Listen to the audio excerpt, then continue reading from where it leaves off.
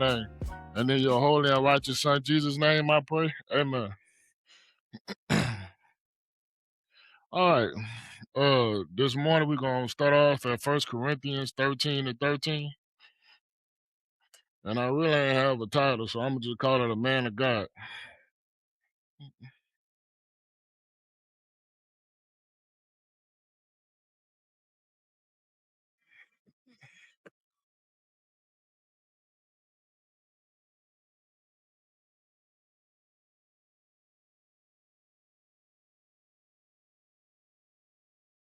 We there? 1 Corinthians 13:13. And now abideth faith, hope, charity, these three. But the greatest of these is charity. So uh right here, what I got from it is one of the principles that a father need is these three right here. These three should be a father's foundation: faith, hope, and charity. Why would you need that as a father? Well, number one, you're a leader.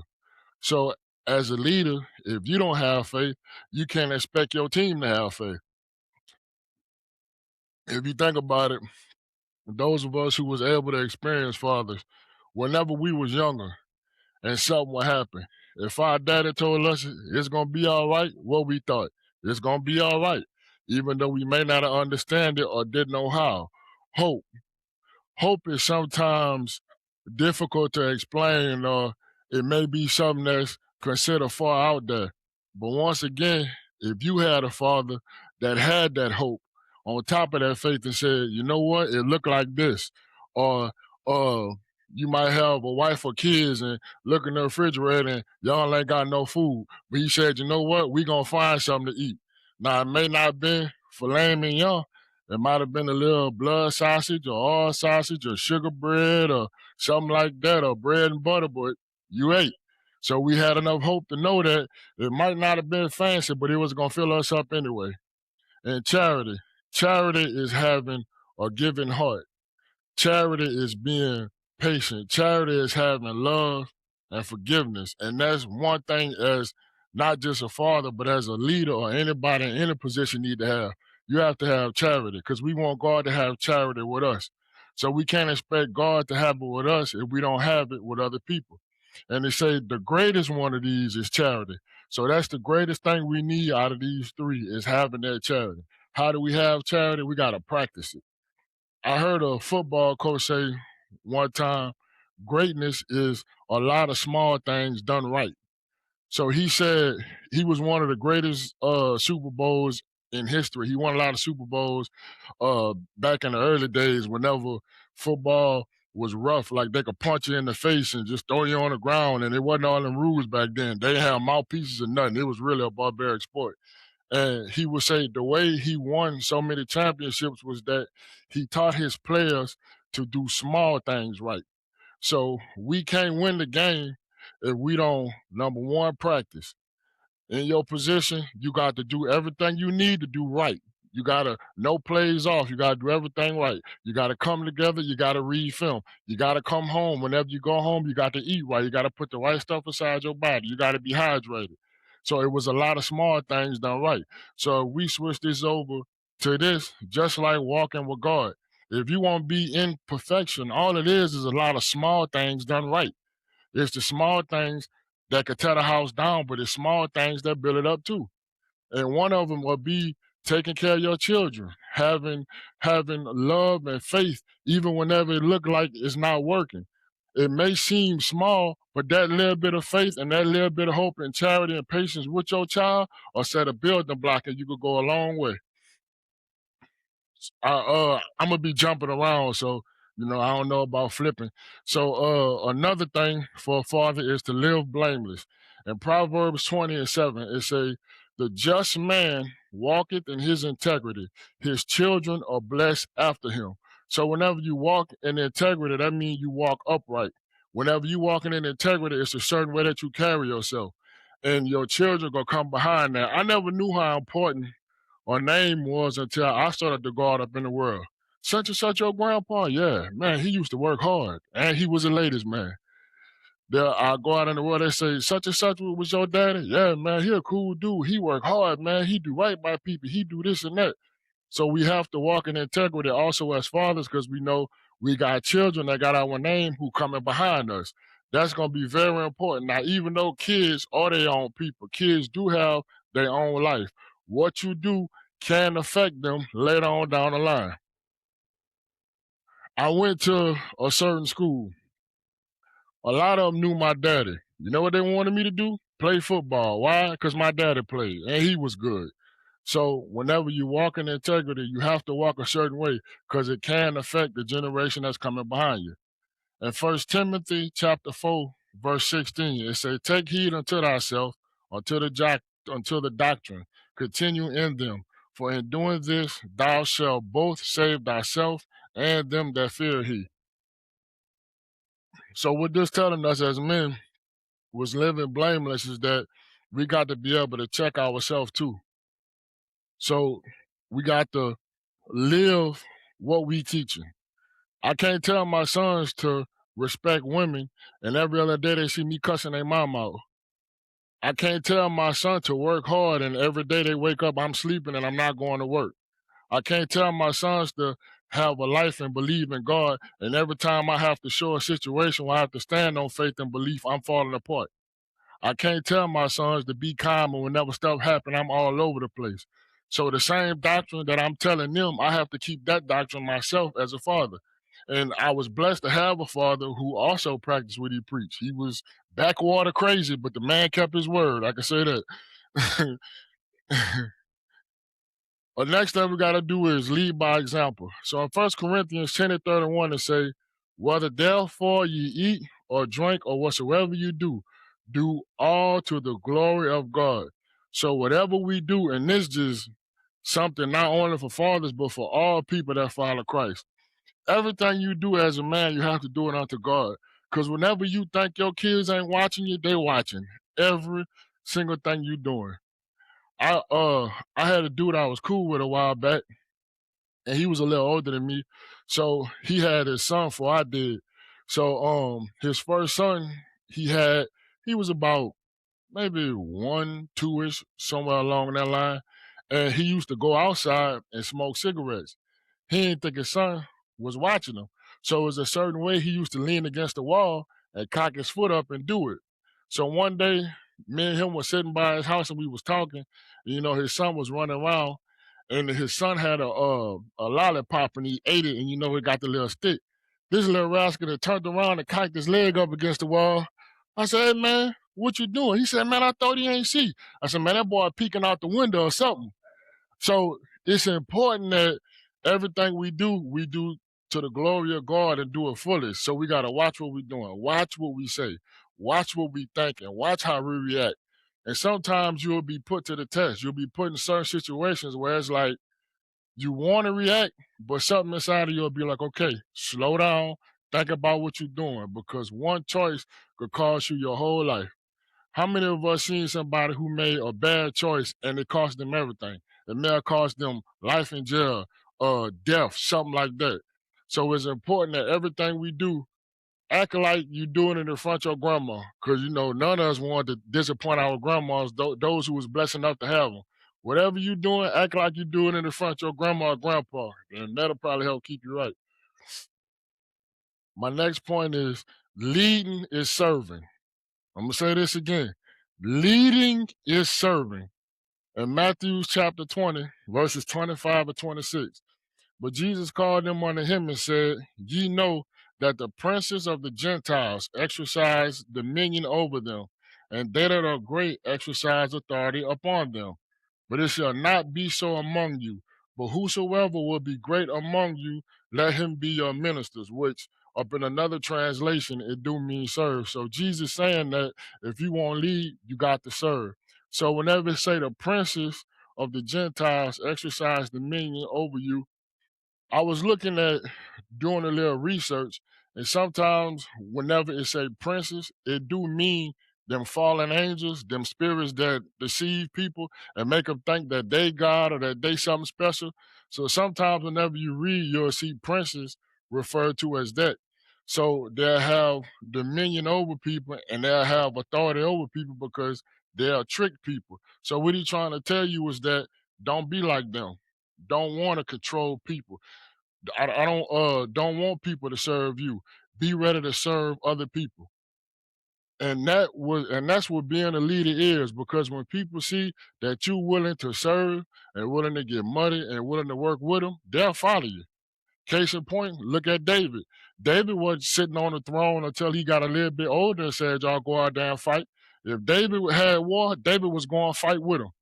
David would be the first one out there and say, well, we all finna get with it up in here. So whenever you leading, you have to know how to serve first. And this is the problem a lot of us have. We want to lead, but don't want to get dirty. How we gonna lead somebody if we don't know the situation that they in? A good leader start from the bottom and work their way all the way up the chain. That's why some of the best bosses or supervisors we ever had was somebody who started where we at. So the person can level with you and said, you know what? I know what you're going through. I understand. But you need to do X, Y, Z, and it'll help you through that. So just know that to lead, you have to serve. Another one is, and a very important one, is having the heart of God. In Joshua verses 1 and 9, chapter 1, verse 9, it says, have not I commanded thee, be strong and of a good courage. Be not afraid, neither be thou dismayed. For the Lord thy God is with thee, whithersoever thou goest. So the first line of this verse, the first half, is say, have I not commanded thee? So God is commanding us right here. So whenever God give a command, you're going to have to do it. Because he commanded light, and what happened? Light. He say, be strong and of good courage. So being a father, you gotta be strong and you gotta have courage, even whenever you scared. So this morning in Sunday school, they was talking about a wife being a friend and a helpmate. And they were saying you can't be mad at your wife for not helping you if you don't tell her what's going on.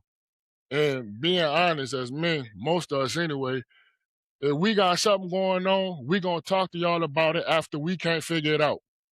We gonna sit down and turn it through our mind. It's like a blender going.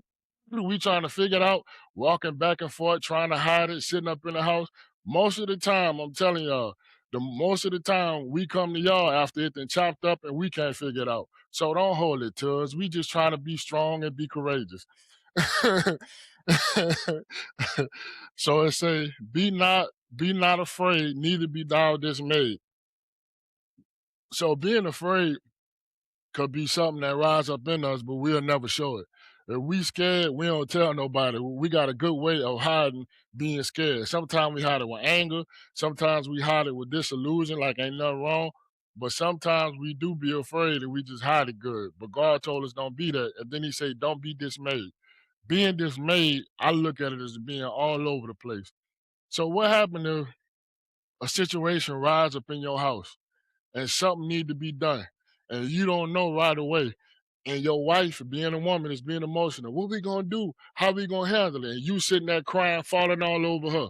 Who gonna hold up who now? And look, we starting to see a generation of men who trying to switch the whole narrative.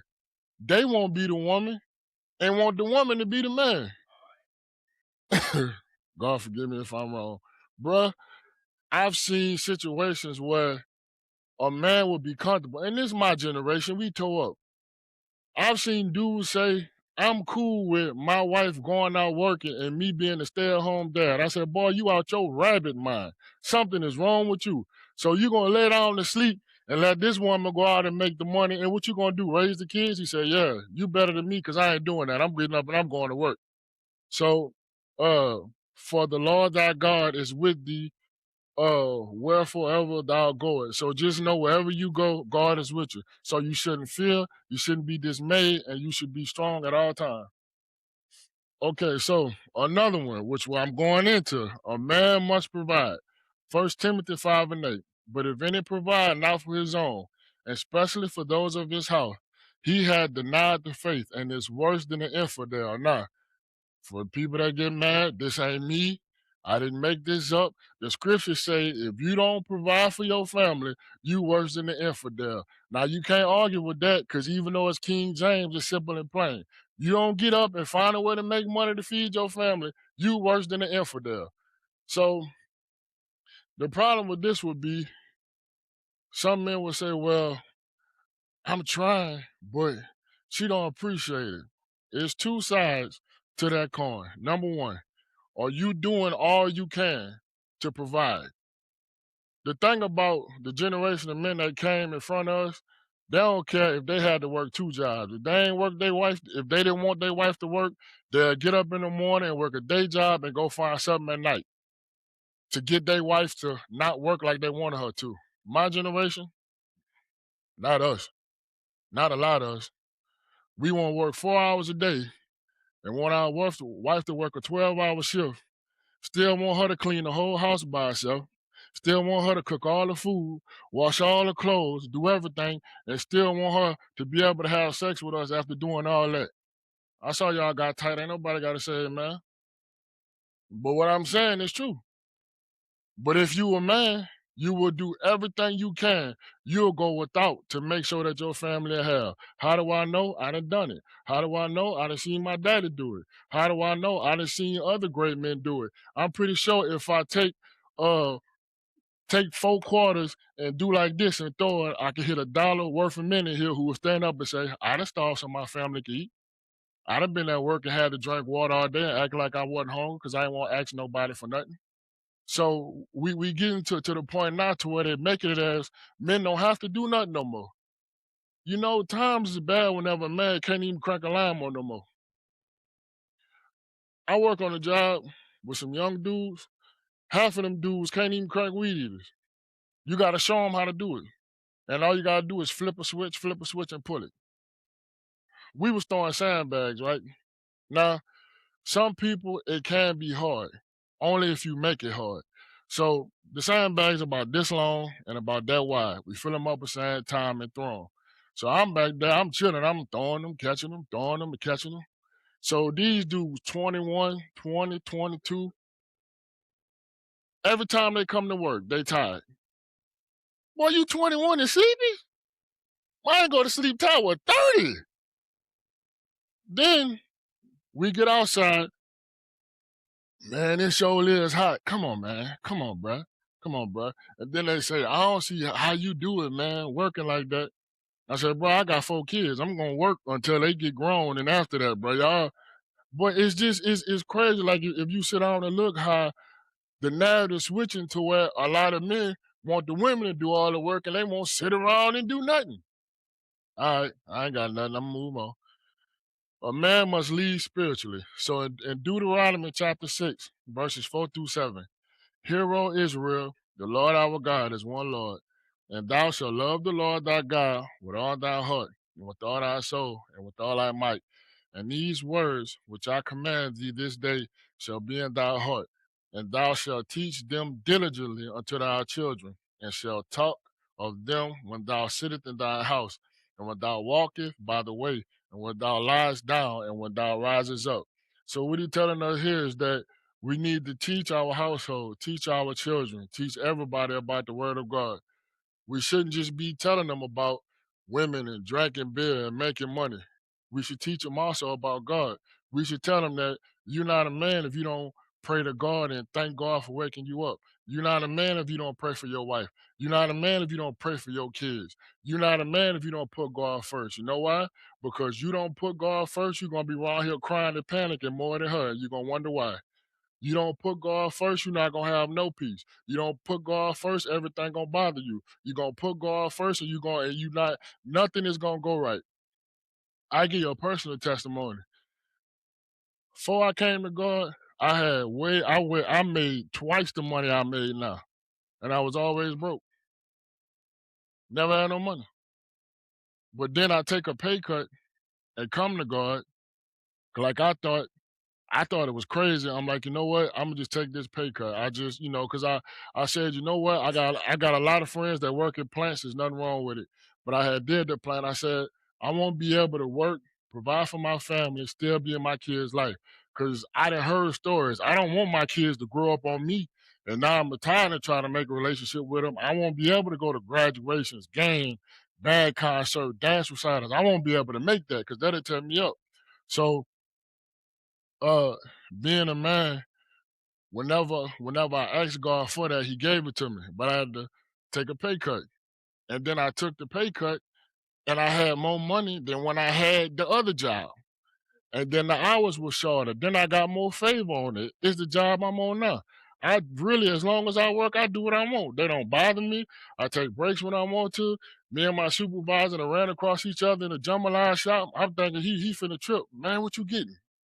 You ain't gonna say nothing. Just the favor of God to be on you, but you gotta stick with it. Okay, so and also whenever we teaching our kids God's word, we can't just stomp them into them. This is what it means and this and that. If them kids got questions, answer their questions. And if you can't answer their questions, try to find somebody who can answer it for them. Because kids gonna have some questions. You know, kids gonna have questions about marriage. Kids gonna have questions about murder, stealing, different stuff going on in life. Kids gonna have questions about sex. Answer them questions. Don't just tell them don't have sex. Explain to them why. That's a spiritual connection. You ever wonder why somebody that start having sex with a lot of people try to get married and then that person acting all crazy? It's spiritual. It's more than just flesh. It's spirits behind that. So make sure we take our time and explain this stuff to our children. Because if you don't, the world gonna do it for you. We need to know also as men, children are a blessing. In Psalms chapter 127, verses 3 through 5. Lo, children are a heritage of the Lord, and the fruit of the womb is a reward. As sorrows are in the hand of a mighty man, so are children of youth. Happy is the man that hath his quiver full of them. They shall not be ashamed, but they shall speak with the enemies in the gate. So what this telling us is that children are a blessing. Now, you've had times where men will make children and run off. Maybe they didn't know. I don't know what their excuse is. But us men who know the blessings of children, if we got a wife and she get pregnant, we're excited. Yeah, I got me a little one. You ever wonder how, as men, we be the biggest kids up in the house? We running around there playing with babies. Half of the men got bad backs and knees trying to crawl on the floor with them children and all that. As men, we really love children. Well, the real men anyway. But we know that children are a blessing and children are a heritage. And that's why they have children, because most of them look forward to grandkids. Bruh, y'all, I'm telling y'all, if I'd have knew having grandkids would get my mama to leave me alone, I'd have got married at 18. I'm serious. Bro, I used to be running the street and partying, and my mama calling me, I'm going to put an OPB out on your car if you don't get in the house. Only time she called me is to talk to them kids. Here, answer the phone. They go, your mama. Man, if I'd have knew that. But anyway, kids are a blessing. So when we correct our kids, we have to learn how to correct them. Sometimes we could go too far, I know. But that's why we have to practice that love, peace, and charity stuff. Because we have to be in control too. Sometimes we gotta calm down, because especially if we got sons. I can't speak with mothers and girls, but if we got sons, we'll straighten them boys up, wouldn't we? I done got pinned against the wall a couple times. Let me tell y'all a funny story right quick. Man, I was walking through the house minding my business. I, why y'all laughing? Look, man, I'm walking through the house minding my business.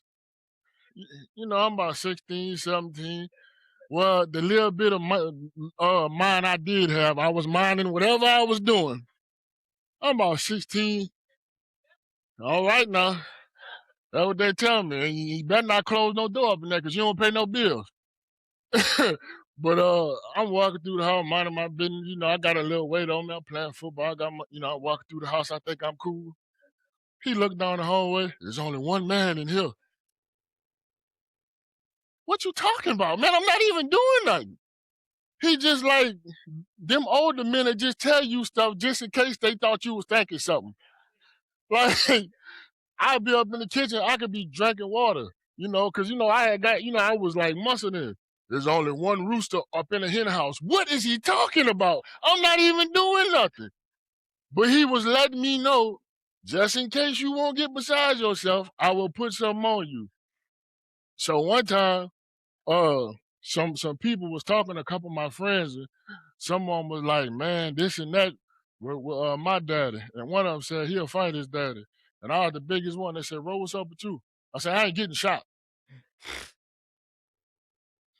That old man had pistols everywhere. I said, "I'm not about to get a hole blown in me, man. No, getting shot ain't cool. I don't care what the rap song say. I don't want to get shot."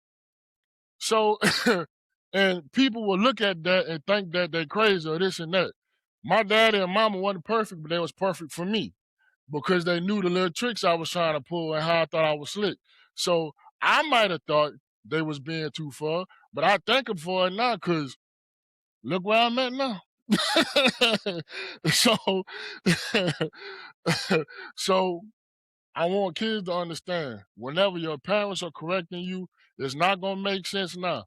But years down the line, whenever you become an adult and the conversation change and you are a parent, you're gonna say, bro, I couldn't have been that bad. Oh, yes, you was too.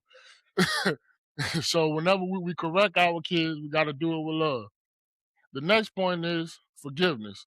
Psalm 103 and 13. Like as the father pitieth his children, so the Lord pitieth them that fear him. So we gotta have forgiveness with kids. The older they get, sometimes we think it's certain stuff that they shouldn't do and they should know better. But as we make mistakes in our life, we want forgiveness. So no matter what your child do, even if you kick them out your house, even if you gotta show them tough love, you forgive them up in your heart.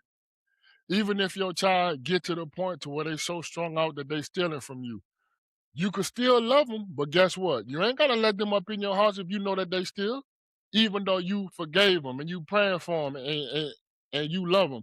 Don't it say, don't cast your pearl to the swines? So my daddy right there. If I steal, would you let me up in your house? You love me, don't you? All right then. So no, I'm just saying because see, people try to make you wrong whenever you show love, but you don't let somebody take advantage of you. They act like you wrong. So if I know, well, a woman, if she know a man whoop women, why would she come deal with that man? If my wife knew that I fought girls, why would she marry me? You putting yourself in that situation. So you could love somebody, but guess what? You could feed them with the long folks, what the old folks call it what? Long hand a spoon. So show forgiveness. Have pity. But you ain't got to be no fool. Gentleness. Colossians 3 and 21. Fathers, provoke not your children to anger, lest they be discouraged. Gentleness with my daddy was, I don't know, he was cool and all, and he loved me, but all that gentleness, I don't know about that.